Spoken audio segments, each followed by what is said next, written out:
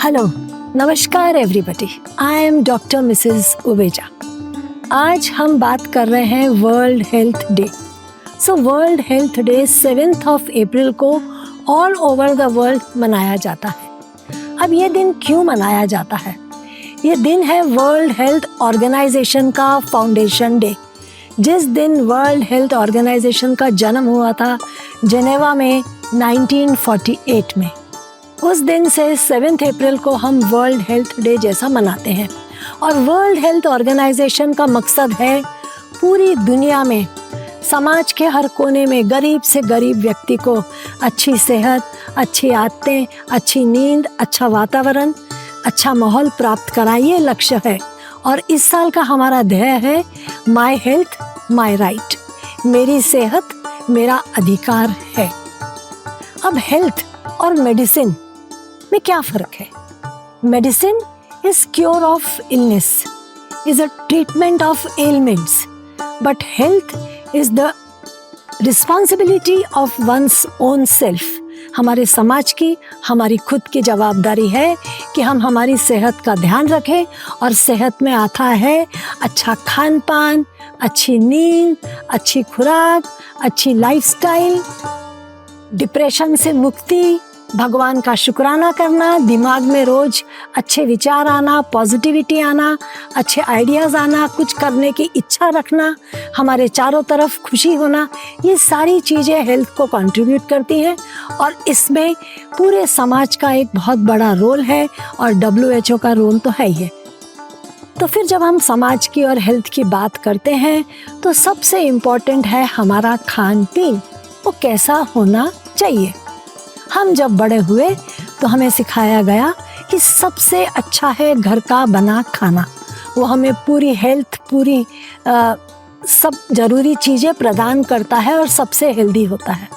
फिर 1990 में हमारे दरवाजे पे दस्तखत दी कॉर्नफ्लेक्स ने, और कॉर्नफ्लेक्स आ गया, उसके पीछे पीछे ओट्स आ गए, तमाम नाश्ते, मूसली, ग्रीन टी, तमाम सीड्स आ गई हमारे टेबल पे, और flax seeds, pumpkin seeds, sesame seeds.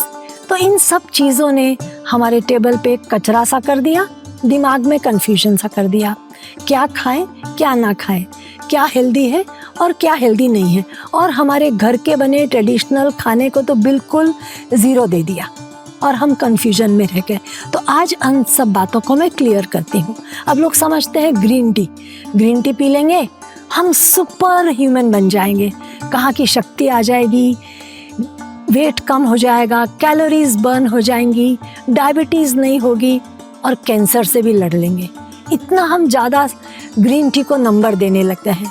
पर ग्रीन टी और नॉर्मल टी में क्या फ़र्क है? उसमें भी थायोफ्लेविन्स है, इसमें कैटेकीन्स है, इससे मेटाबॉलिज्म थोड़ा फास्ट होता है, पर इससे वज़न कम नहीं होता है। थोड़ी हमारी पाचन क्रिया में हेल्प मिलती है। हमें ग्रीन टी ज़रूर पीना चाहिए, लेकिन उतनी सारी उम्मीदें रख के इतना सारा बुद्धू नहीं बनना चाहिए हमें। नेक्स्ट जो चीज़ आई वो हमारे जीवन में आई ग्लूटेन फ्री। हम सब गेहूँ, चावल, जौ खाते हैं। और ग्लूटेन क्या है? Gluten is a mixture of proteins जो गेहूँ, चावल और जौ में पाया जाता है। और अचानक से अब ऐसा हो गया है कि ग्लूटेन वाला खाना खाएंगे तो मोटे हो जाएंगे और ग्लूटेन फ्री खाना चाहिए। लेकिन ग्लूटेन फ्री तो उन्हीं को खाना चाहिए जिनको ग्लूटेन से एलर्जी है। पर पूरी दुनिया में ये इंसिडेंस 1% होगा, लेकिन आज तमाम देशों में 20% लोग ग्लूटेन फ्री खाने लगे हैं। फ़ायदा किसका हो रहा है? फ़ायदा उस इंडस्ट्री का हो रहा है जो ग्लूटेन फ्री प्रोडक्ट्स बनाती है, क्योंकि ग्लूटेन फ्री प्रोडक्ट्स 250 गुना ज़्यादा महंगे हैं नॉर्मल प्रोडक्ट से। और वेट बढ़ना क्या चीज़ है? वेट बढ़ना is a game of calories, plus and minus. अगर कैलोरीज रिड्यूस कर देंगे तो वेट ऐसे ही नहीं बढ़ेगा, नेगेटिव हो जाएगा। पर हम उसको भूल के ग्लूटेन फ्री खाते हैं और 10 गुना 20 गुना ज़्यादा खर्चा करते हैं। फिर आई बात दूध की। हमारे ज़माने में दादाजी थे, दूध लेने जाते थे मोहल्ले के दूध वाले से, एंड रास्ते में उनके जैसे कई मित्र मिलते थे। रास्ते में नीम का पेड़ मिलता था, उसकी टहनी तोड़ के उसकी दातुन चबाते हुए एंजॉय करते जाते थे।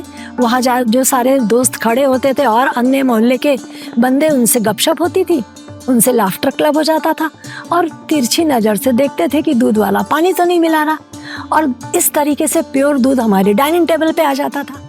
माँ हमको पिलाती थी और बड़े प्रलोभन दे दे के पिलाती कि भाई पियो, इससे दिमाग तेज होगा, क्लास में फर्स्ट हो जाएगा। एंड हम भी गाय का दूध पी के बहुत अपने आप को शेर समझते थे और बस्ता लेके स्कूल दौड़ते थे। अब क्या हो गया है, नहीं, गाय का दूध तो मोटापा करता है, बीमारी देता है, हमें एलमंड मिल्क पीना चाहिए, हमें सोया मिल्क पीना चाहिए। अब एलमंड मिल्क और सोया मिल्क हमारी गाय के दूध से कई गुना महंगे हैं और पूरी स्टडीज से साबित हो गया है कि कुछ भी उनमें गुणवत्ता गाय के दूध से ज़्यादा नहीं है। गाय के दूध पोषक में देखा जाए तो आज भी सबसे नंबर 1 है। फिर आ गया प्रोटीन पाउडर्स। अब क्या है ये प्रोटीन पाउडर्स? प्रोटीन एक सप्लीमेंट है। आप जिम जाओगे, वो आपको बोलेगा बड़ा सा 2-4 किलो का डब्बा प्रोटीन पाउडर का पकड़ाएगा, जो कि सोने जैसी कीमत का महंगा है। क्या हमें इसकी ज़रूरत है? प्रोटीन पाउडर, हमें प्रोटीन डेली कितना चाहिए? 45 ग्राम प्रोटीन महिला को चाहिए, 55 ग्राम प्रोटीन पुरुष को चाहिए।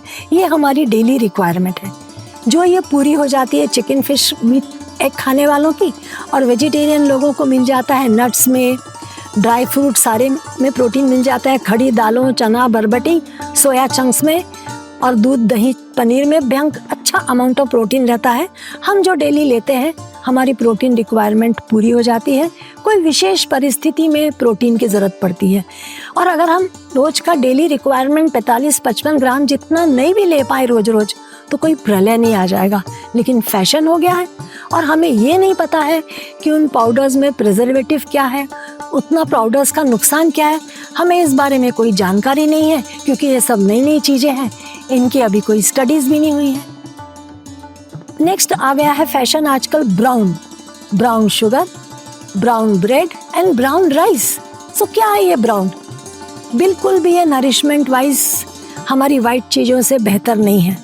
सिर्फ ब्राउन, उसमें जो केमिकल, कलर, कैरामेल ऐड किया जाता है, उससे इसको महंगा 250 गुना महंगा कर दिया जाता है, और इसकी इंडस्ट्री इतनी पनप रही है कि पूछो मत। सो कुल मिला के आजकल ज़माना है एडवर्टाइजिंग का, मार्केटिंग का, और ये सारी चीज़ें खरीदी जा सकती हैं। पैकेट्स पे लिख दिया जाता है sugar free, fat free, air fried, तमाम ऐसी चीज़ें लिख देती है जो हमको अट्रैक्ट करती हैं, और हम अपनी नेचुरल चीज़ें छोड़ के इनको खरीदने दौड़ पड़ते हैं। पर वाकई इनमें कितने लुपे छुपे इंग्रेडिएंट्स हैं जो कि हानिकारक हैं, उनका कोई जिक्र नहीं होता है, और उनको बड़े छोटे से तरीके में एक नंबर के दौर पे लिख दिया जाता है।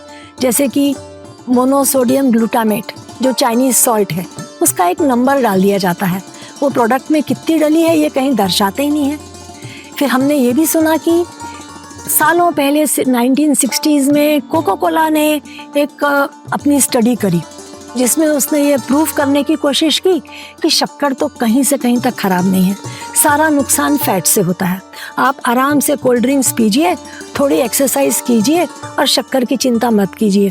और हम सब घरों में कोका कोला, हर खाने के साथ जरा भी पार्टी हो, हम बहुत सारे कोका कोला की मात्रा, पेप्सी, स्प्राइट, सारी कोल्ड ड्रिंक्स हमारे हिंदुस्तान में घुस गई। हमने अपना गन्ने का रस और नींबू पानी, शिकंजी, लस्सी सब छोड़ दिया और हम इस भागदौड़ में जुट गए।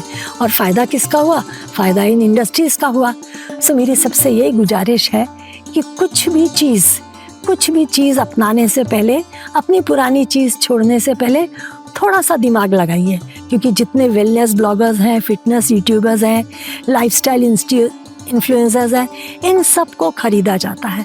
ये सब अपने आइडियाज़ बेचते हैं और आइडियाज़ बेच के ये करोड़ों कमाते हैं, और हम जो बुद्धू बन जाते हैं और हम ऑर्थोरेक्सिक कहलाते हैं।